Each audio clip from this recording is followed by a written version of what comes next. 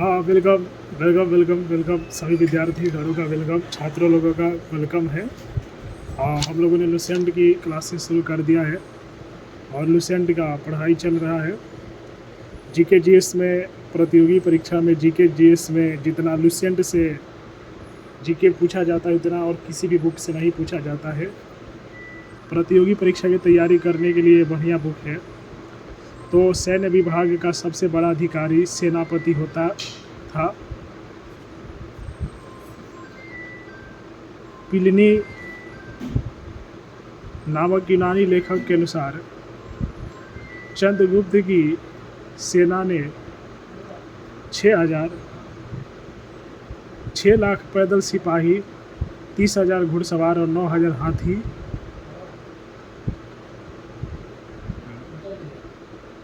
मेगास्थनीज के अनुसार मौर्य सेना का रख रखाव 5 सदस्यीय तप समितियां करती थी।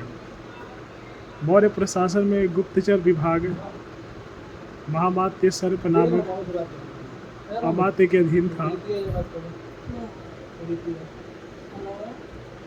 अर्थ शास्त्र में गुप्तचर को गूढ़ पुरुष कहा गया है तथा एक ही स्थान पर रहकर कार्य करने वाले गुप्तचर को संस्था कहा जाता था। एक स्थान से दूसरे स्थान पर भ्रमण करके कार्य करने वाले गुप्तचर को संचार कहा जाता था।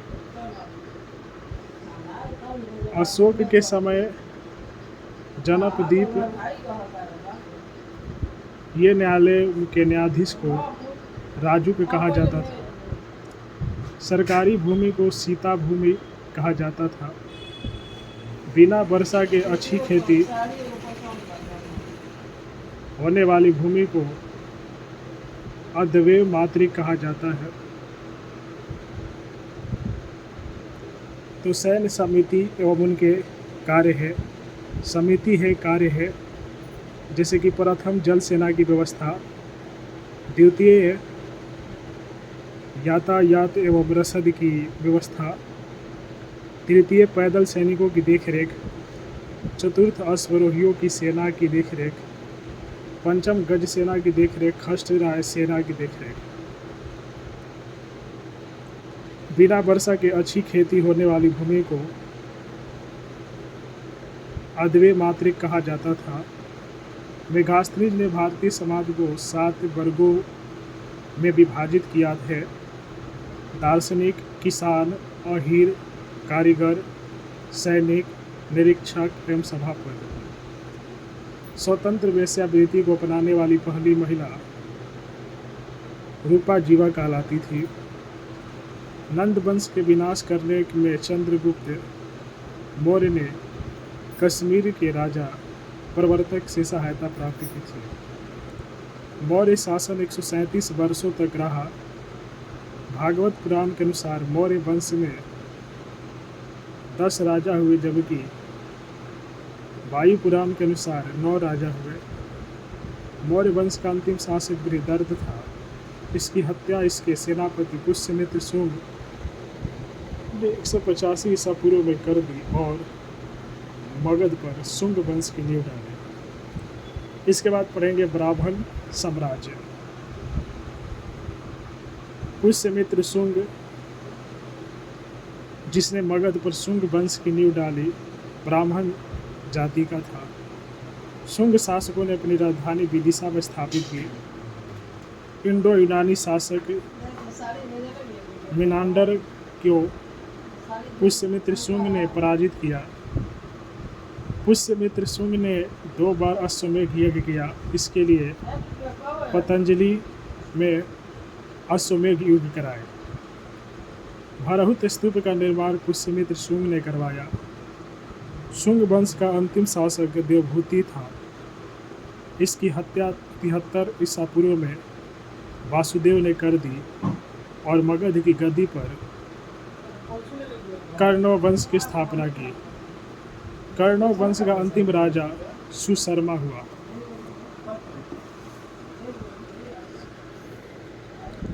सिमुक ने 60 ईसा पूर्व में सुशर्मा की हत्या कर दी और सातवाहन वंश की स्थापना की।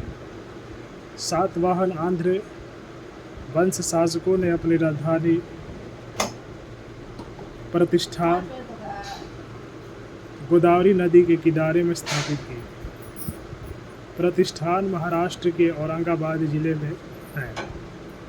सातवाहन वंश के प्रमुख शासक थे सिमुक, सातकर्णी, गौतमी पुत्र सातकर्णी, वशिष्ठ पुत्र पुलुमावी तथा यश्री सातकर्णी। सातकर्णी ने 2 अश्वमेध तथा 1 राजसूय यज्ञ किया। सातवाहन शासकों के समय के प्रसिद्ध साहित्यकार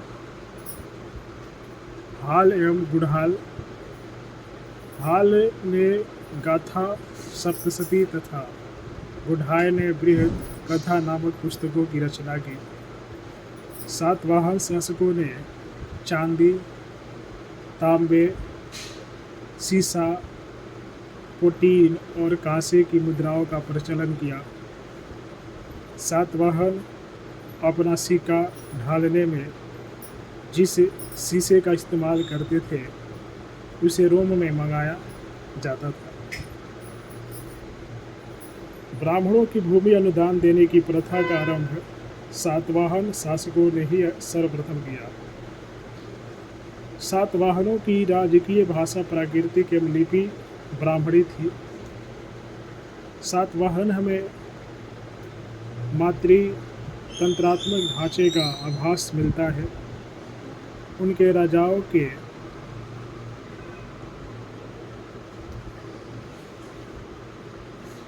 नाम उनकी क्षमताओं के नाम पर रखने की प्रथा थी, जैसे गौतमी पुत्र, वशिष्ठी पुत्र आदि। लेकिन सातवाहन राजकुल पितृसत्तात्मक था, क्योंकि राज सिंहासन का उत्तराधिकारी पुत्र ही होता था। सातवाहन शासकों ने ग्रामीण क्षेत्रों में प्रशासन का काम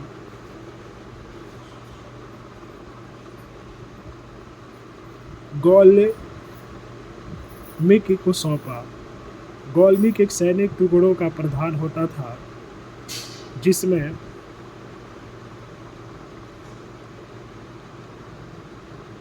9 रथ, 9 हाथी, 25 घोड़े और 45 पैदल सैनिक होते थे। सातवाहनों की महत्वपूर्ण स्थापत्य कृतियां हैं कार्ले का चैत्य, अजंता एवं एलोरा की गुफाओं का निर्माण एवं अमरावती कला का विकास। सातकर्णी एवं अन्य सभी सातवाहन शासक दक्षिणापंथ के स्वामी कहे जाते थे। सातवाहन राज ने उत्तर और दक्षिण भारत के बीच सेतु का काम किया। अब इसके बाद जो पढ़ाई करना है हम लोगों को, भारत में यवन राज्य। तो भारत पर आक्रमण करने वाले विदेशी आक्रमणकारियों का क्रम है हिंद, यूनानी, शक, पहलव, कुषाण। सेलुकस के द्वारा स्थापित पश्चिमी तथा मध्य एशिया के विशाल साम्राज्य को इसके उत्तराधिकारी एंटियोकस प्रथम ने अक्षुण्ण बनाए रखा। एंटियोकस द्वितीय के शासक काल में विद्रोह के फलस्वरूप उसके अनेक प्रांत स्वतंत्र हो गए। तो अभी इस क्लास को, लुसेंट के क्लास को हम यहीं पर एंड करते हैं। आप लोगों से मिलते हैं नए वीडियो में, आगे इसकी पढ़ाई कराते हुए। आप लोगों में से जितने भी लोग पढ़ने वाले हैं इस चैनल को सब्सक्राइब कर लेना है। ज़्यादा से ज़्यादा शेयर कीजिए, लाइक कीजिए वीडियो को। और हर हर महादेव, जय माता दी।